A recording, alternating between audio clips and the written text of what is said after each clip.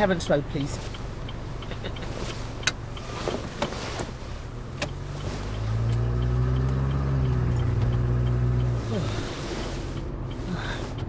What a day. Our day, love. It is not easy being the Messiah. You know, the second coming.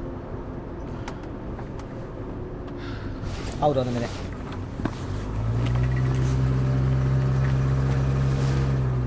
Do you recognise me now?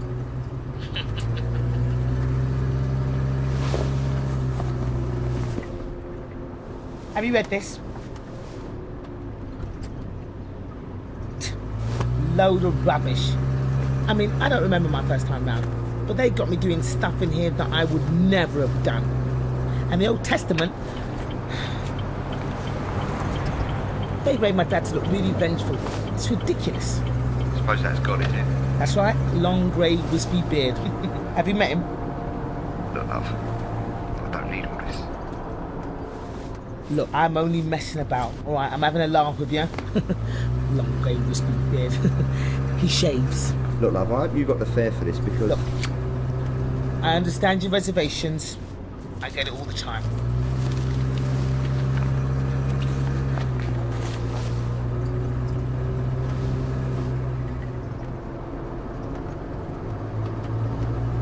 My mum.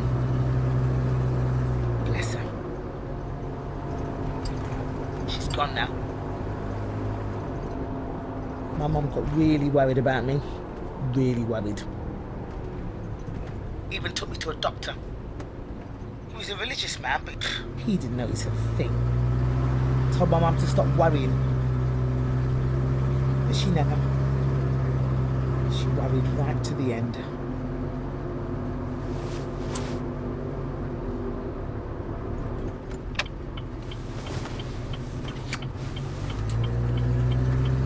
You know, when I was 12, I was on a bus going to school. This bloke gets on, starts giving it all this rubbish about fire and brimstone and sin, and I was getting really, really annoyed. I mean, I couldn't just sit there. I was a kid and I just completely lost it. Got my bag and smacked him round the head with it. Bam, like that. And then he really started yelling, "You're all exorcist on me. The hell's fires rain upon you. The Lord will smite you." Smacked him again, even harder this time. Bam! And then he scurried off the bus like a little crab. And you know what? The people on the bus started clapping and cheering and patting on the back. And you know what happened then? A really strange thing. That was when I realised who I was. And I started to cry. I got off the bus at the next stop, saw a church across the road. Now, I'd gone past that church a million times on my way to school, and it never meant anything to me. But this day, I just found myself drawn to it. I went in, and I found a painting of myself, and I sat there all day, just staring at this painting. And then, I went home, and I found this on my mum's mantelpiece. That's me. I sat there all week looking at this picture. Me. All week. Then I got hungry, needed to go to the toilet. But my life was never the same.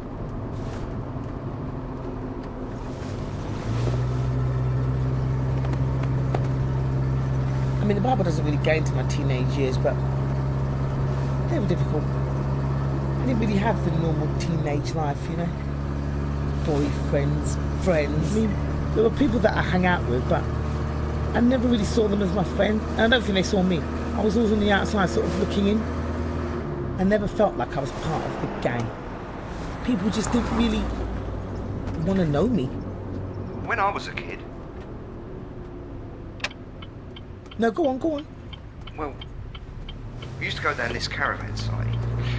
Sheppey, I think it was. Anyway, I was a right little sod. I used to play my mum on something wrong. One day I was getting on her nerves and she said to me, "Oh, Paul, for God's sake, go and sit under the caravan." I took her at her word and I went and sat there. I could hear them laughing and joking. didn't bother coming to look for me. And at that moment, I thought to myself, you're on your own, mate. We all feel like that at some point. But as you go on in life, the more you get wounded, the stronger you get, the more human you become.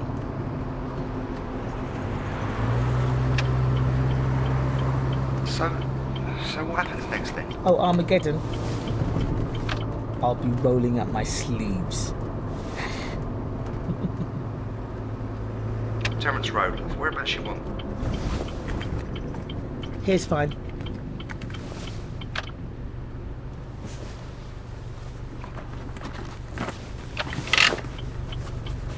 It's £9, please, love. Okay, here's 20.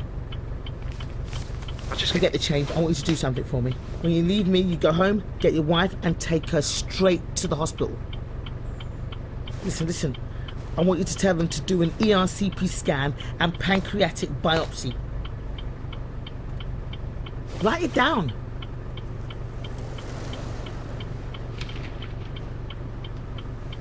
ERCP.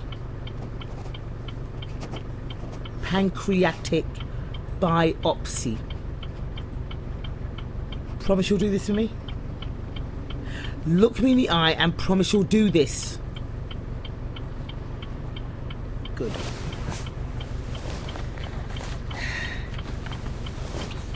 Okay.